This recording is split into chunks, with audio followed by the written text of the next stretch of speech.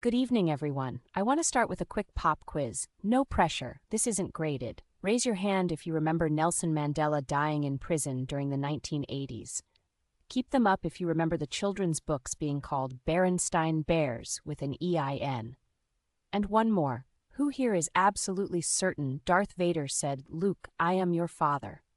Now look around the room. Every single hand you see raised, you're all wrong. Every one of you. But here's the twist. You're wrong together, as a community, and that collective wrongness is exactly what we're here to explore tonight. Welcome to the wonderfully weird world of the Mandela Effect. Here's our roadmap.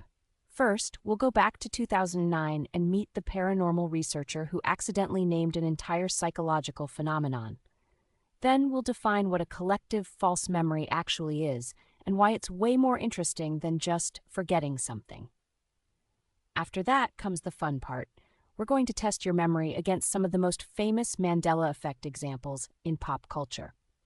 Fair warning, you will feel personally attacked by at least 3 of them.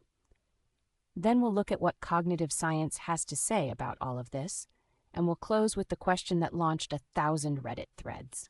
Sound good? Let's jump in. So where did this whole thing come from? It starts, appropriately, with a death that never happened. Picture this, it's 2009, and a woman named Fiona Broome is at a science fiction convention.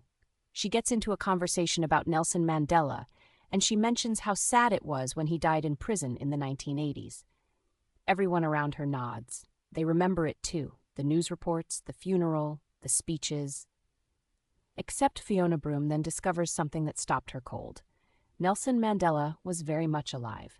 He had walked out of prison in 1990, become South Africa's first black president, and wouldn't actually die until 2013.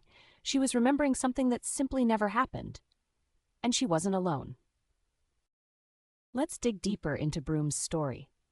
She wasn't just any random person. She was a paranormal researcher who ran a website about alternate realities and parallel universes.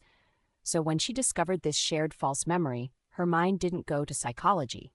It went to the multiverse.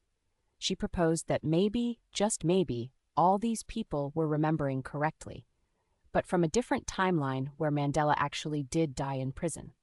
Now, to be clear, that's not the scientific consensus, and we'll get to what psychologists actually think later. But this origin matters because it explains why the Mandela effect feels different from just bad memory.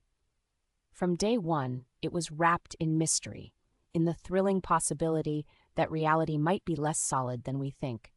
And once Broome's website went live, the floodgates opened. People started submitting their own examples by the thousands. So let's define our terms properly. The Mandela effect is not just forgetting where you left your keys. That's normal, boring, individual memory failure. This is different. This is when you and your cousin and 3 coworkers and a stranger on the internet all share the same highly specific wrong memory.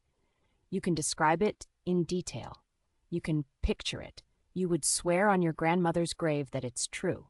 And yet, when you look it up, the actual facts say something else entirely. The psychological terms beneath this are real and well studied. False memory syndrome describes how our brains confidently construct memories of events that never happened. Confabulation is when we fill gaps with plausible fiction without any intent to deceive. Source confusion is when we remember the parody version instead of the original. And suggestibility is how a leading question, "Don't you remember it this way?" can literally plant a memory. Add the amplifying effect of social media, where thousands of people can validate each other's wrong memories in real time, and you've got the perfect recipe for a Mandela effect. All right, now for the part you've been waiting for, the examples. This is where the Mandela effect really shines, because the most famous cases aren't about obscure historical facts.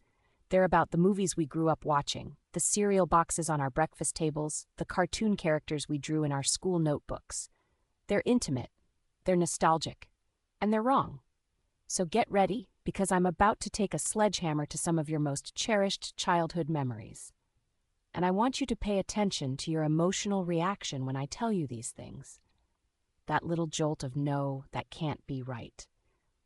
Because that feeling, That's the Mandela Effect in action. Let's start with the most famous one of all. This one hurts, doesn't it? The Luke, "I am your father" misquote is arguably the most famous Mandela Effect example on the planet, and for good reason. It's been referenced in Toy Story 2, in Tommy Boy, and countless YouTube parodies and comedy sketches. The cultural memory has completely overwritten the actual film. Now, here's what makes this particularly interesting from a psychology standpoint. When people are shown the actual clip, Darth Vader saying, "No, I am your father," many of them still insist the version they remember is correct and that maybe the clip was changed. They'd rather believe in a conspiracy to secretly re-edit Star Wars than accept their memory is faulty. And that resistance, that emotional refusal to accept evidence, is a hallmark of the Mandela Effect. We'll see it again and again. One more thing. Did you also remember C-3PO being entirely gold? Surprise, his right leg has always been silver below the knee. Go ahead, Google it. I'll wait. All right, let's rapid fire through 5 more, because these are just too good to skip. Number 1, Kit Kat. No hyphen, never was. And yet, if you picture the logo in your mind right now, you probably see a dash between Kit and Cat. That's your brain's grammar checker overriding your visual memory. Number 2, the Monopoly Man. This one is fascinating because the Monopoly Man and the Planters Peanut mascot, Mr. Peanut, both wear top hats and have similar gentlemanly aesthetics. Your brain's facial recognition shortcuts merged them. Number 3, the Berenstain Bears. This one caused genuine existential crises online around 2015 when people realized they'd been reading the name wrong their entire childhoods. Number 4, Pikachu. Look at any official Pikachu image. The tail is solid yellow with a bit of brown at the base. The black is only on the ear tips. And number 5, the Shazam movie. This might be the strangest example of all, because it's not a detail being misremembered. It's an entire movie that never existed. People describe the poster, the plot, even specific scenes. But Sinbad never made a genie movie. The closest thing is Kazam with Shaq. Some people are so convinced they've proposed that Shazam was erased from this timeline. And honestly, that's more fun than admitting we're wrong. Okay, so we've had our fun with parallel universes and timeline glitches. But let's put on our lab coats for a moment and ask, what do actual cognitive scientists make of all this? Spoiler alert, they're not losing sleep over multiverse theories. But what they do have to say is genuinely fascinating and in many ways even more mind-bending than the sci-fi explanations.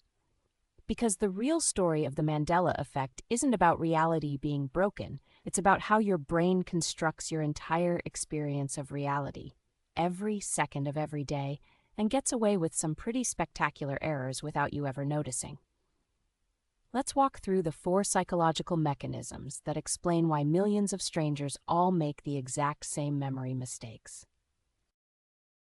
Let's unpack these one at a time because each one is a little window into how your brain actually works, and none of it is what we intuitively believe. First, false memories. Here's the uncomfortable truth. Every time you recall a memory, you're not opening a file, you're rebuilding it from scratch. And every rebuild introduces tiny errors. Over time, those errors compound. That's how a movie quote morphs in your head over decades. Second, confabulation. This is the most sobering one because confabulation is not lying. When stroke patients confabulate, they're not being deceptive. Their brains are genuinely generating false memories to fill gaps, and they believe those memories completely. The same mechanism, in a much milder form, is what makes you certain Shazam existed.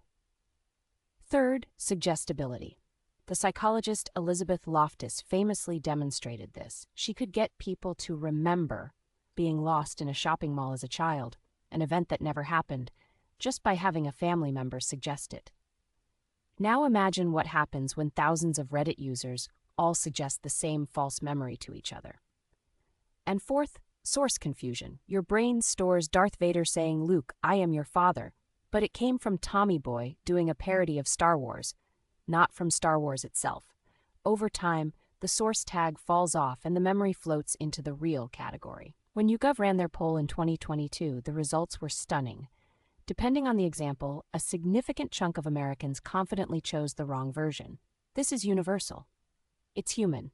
And honestly, it's kind of beautiful. And here we are. We started with Nelson Mandela dying in a prison where he never died, and we've traveled through Star Wars, Pokemon, breakfast cereal branding, and the strange case of a genie movie that exists only in our collective imagination. The Mandela Effect is, at its core, a reminder of something both humbling and wonderful. Your memory is not a camera. It's a collaborative art project between your brain, your friends, and the internet. Every recollection you have is a reconstruction, stitched together from fragments and shaped by every conversation you've had since. So the next time you're absolutely sure about a movie quote or a logo design, maybe double-check before you bet money on it. But here's my real advice. The next time you're at a dinner party and someone insists it was Berenstein with an E, don't correct them right away. Instead, lean in and whisper, "Wait, you're from that timeline too?" Because the Mandela Effect may not prove the multiverse exists, but it absolutely proves that being confidently wrong, together, is one of the most universal and strangely delightful human experiences there is. Thank you.